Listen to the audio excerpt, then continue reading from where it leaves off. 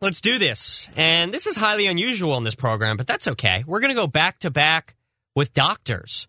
Dr. Fred Vagnini is joining us, a heart surgeon and nutritionist who's based in New York.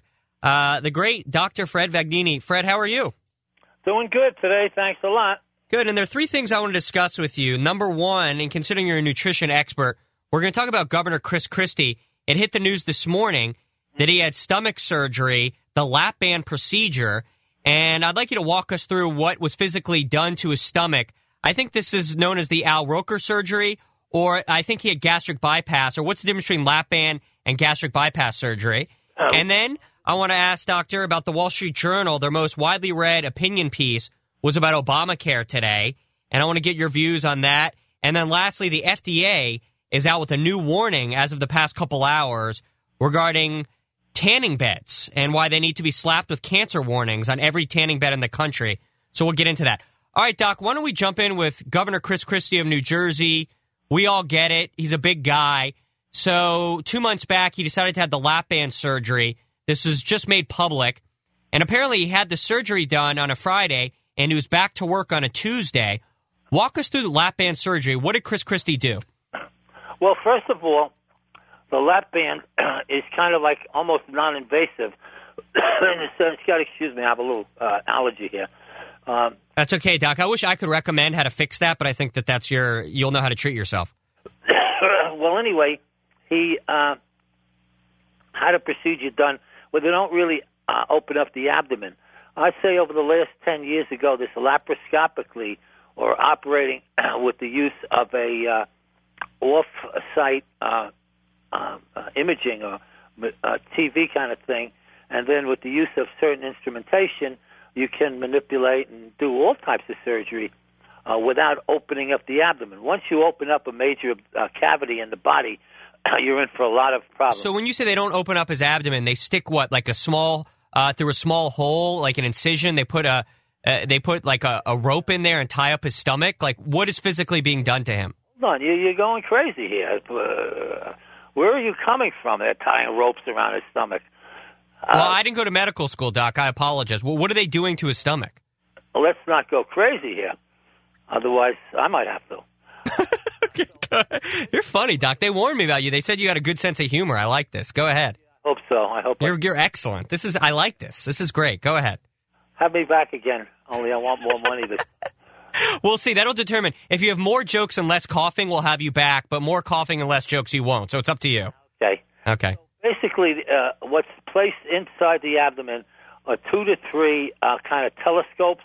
It's a metal type of instrument that, by poking a little hole into the abdominal cavity, they then insert these, let's say, call them telescopes, and then there are instruments that you can use. You can actually sew stitches, you can dissect tissue, you can excise tumors, and so forth. So they get themselves set up. Before they do it, they have to insufflate, which means to blow up and put a gas into the abdomen, so there's kind of like room to work. So then they get themselves set up, and what's done then is they will, through the use of the laparoscopes, then place a inflatable kind of a band or a donut around the upper portion of the stomach. So they're tying a rope around his stomach. Well, pretty much, yeah. I feel justified. I feel vindicated, Doc. And so they make his stomach smaller so Governor Christie will eat less. What happens if he eats anyway and explodes through it? Is that possible? It is possible to develop complications from the lap band, but basically what you can't do is you can't overeat because it shuts the stomach down. There's not that much stomach there. If you look at it as looking at, like, say, a garden hose, when you clamp down on it and you start tightening it up, not as much fluids and water can go in. So that's the story that happens. Okay, so he feels fuller by eating less. But what about like an Al Roker? Did he have lap band or gastric bypass? And I know Al Roker has been having some incontinence issues, pooping in his pants at the White House. Does these stomach surgeries, do they cause any of that? No, not really. No, there's no like incontinence. But I'm not actually sure what he had, but the lap band is, as I explained it, it's pretty simple. it doesn't always work. These people, after a while, can kind of eat their way through it. And after this type of surgery, they're expected to come in once a month and usually readjust the band. Like, say, if they're eating too much, they're not losing weight. The doctor will come in, and through a little incision, they'll reach the kind of the pressure unit of the device and tighten it. So it can work. Usually, very frequently, after 6 months or so, the weight loss stops, and then they're back to square one. Frequently, what I tell my patients, and I'm not opposed to doing it, because these people really can't stop eating.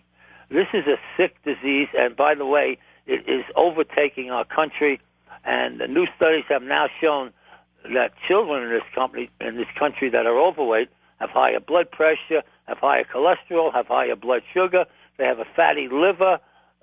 They have an increase. They have high cholesterol. They have an increased risk of heart attacks and strokes.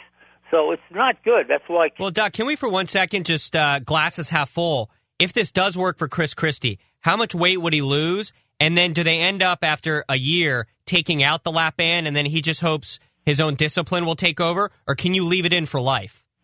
You can leave it in. Okay. Not developing complications. But they can lose up to 100 pounds. All right. So this is interesting. And the fact that Chris Christie was able to have the surgery and then be back at work within 3 days. Do something. I have an interesting outlook on this type of surgery. I think he did it because he wants to run for the White House. Okay. And what do you think about that, Doc? You think he's going to be able to get through the Republican primary, or do you think he went too far left, cozying up to Obama? Well, I think he's still going to be liked because he's a big personality. He's a fun guy. He also doesn't hesitate to curse in a news conference, which can be good, I guess. Now, do you think his weight has anything to do with his humor? Because if you look at comics, like Drew Carey was really, really funny when he was fat, and then when he was thin, he's no longer funny on The Price is Right. You look at Jonah Hill, the young comic, who's really, really funny when he's super fat, and then when he lost all that weight in 21 Jump Street, he wasn't funny. Is there something to do with humor, like the jolly fat guy, that if he loses all this weight, he's not going to be as cool? That's an interesting point of view. It's possible. Like, for example, in diabetics, they are remarkably improved by just doing the surgery, even if they don't lose weight. So there may be some element to it, but it's not necessarily a true thing. We used to say that about Jackie Gleason, Yeah, and then there's the cases of Eddie Murphy, of course, and Chevy Chase, what cocaine did them in. And I'm a big believer that, because I'm against drug use, Doc, and when cocaine is, inserted into the nose of a comedian over a long period of time, they lose their comedic timing. And that's why Eddie Murphy and Chevy Chase, who were the greatest comedians of the 80s, are not only not funny anymore, they're as far from funny as possible. They're just sad figures. Does that make sense? It's probably the effects of the drug, and probably they have other complications. I mean, these drugs are bad news. It changes in the brain, increased risk of heart attack and stroke. Yeah, cocaine is a bad drug. It's a nasty drug. All right. I'm not going to disagree with you, Doc. All right, Doc, I want to reintroduce you and then get into Obamacare, and I know you hate it, which means I like you immediately. Mm-hmm. Dr. Fred Vagnini, board-certified cardiovascular surgeon and a nutritionist. How cool is that, by the way, when you go up to girls and say, hey, I'm a heart surgeon? That's just got to be fantastic, right, Doc? A lot of people figure, oh, wow, the guy was a heart surgeon, and then he put down his scalpel to give vitamins. Well, that wasn't necessarily the case. I mean, I was interested in nutrition at the latter part of my surgical career, but in part it had to do with the fact that I had an impaired vision secondary to an eye problem. So I had to quit because I lost my sense of depth. Okay, that's okay. It's better you did that and quit than operating on people's hearts and you couldn't see. So we appreciate that. Now, Doc, let's talk about Obamacare for a second. The most widely read opinion piece in the Wall Street Journal today is from Rahm Emanuel's brother. So we know the Emanuel family. This is I think, like the evil version of, they're just evil. So you've got the Hollywood agent in L.A., you've got the brother in Chicago who's mayor, who's best friends with Obama, and then the doctor, Ezekiel, who's pushing Obamacare on the country. And he said the key to Obamacare is getting young, healthy people to sign up. But the problem, of course, is young, healthy people don't want to sign up because health insurance is expensive. They'd rather just pay the fine for Obamacare. And look, if you get sick, The beauty is there are no pre-existing conditions. You can't be held out. So only when you get sick will people sign up for Obamacare. So the fundamental flaw with Obamacare is that young, healthy people will never sign up as long as it's cheaper to pay the fine, and then they will sign up when they get sick. So are we starting to realize, the Wall Street Journal with this op-ed here, that young people, this is the real problem with Obamacare? Yeah, that's part of it. The other thing that's so interesting about Obamacare is the fact that Nancy Pelosi, when she's trying to promote it, and by the way, they used all kinds of arm-twisting techniques, because when she was presenting the bill, she says, well, we don't know what's in it. When we sign it into law, then we'll find out. Well, they're finding out. It's going to cost hundreds of billions of dollars to finance this thing. And hey, Doc, I have a thing for you. I have the Nancy Pelosi clip. Can I play it? Because any excuse to play this makes me happy. Is that okay? Yeah. Okay. But we have to pass the bill so that you can find out what is in it. Is that the greatest soundbite in political history, Doctor? I think what's even greater is we're so much online with each other that I mention the story and then you play the clip. Doc, you and I have this thing. We may take this show on the road. It's almost like Amos and Andy. No, I'm thinking Three Musketeers. We seem to be on the same target line. We could be brothers from a different mother, Doc. What do you think? Yeah, it could be. I especially like the opening segment when you started calling me insane. I think we have a good vibe together. It works. Don't you think, Doc? The stomach was a little... Yeah, I went a little overboard. All right, Doc, I have a minute left, so I got to get to your thoughts on tanning. And considering you're from the Northeast, that's the area of Tan Mom.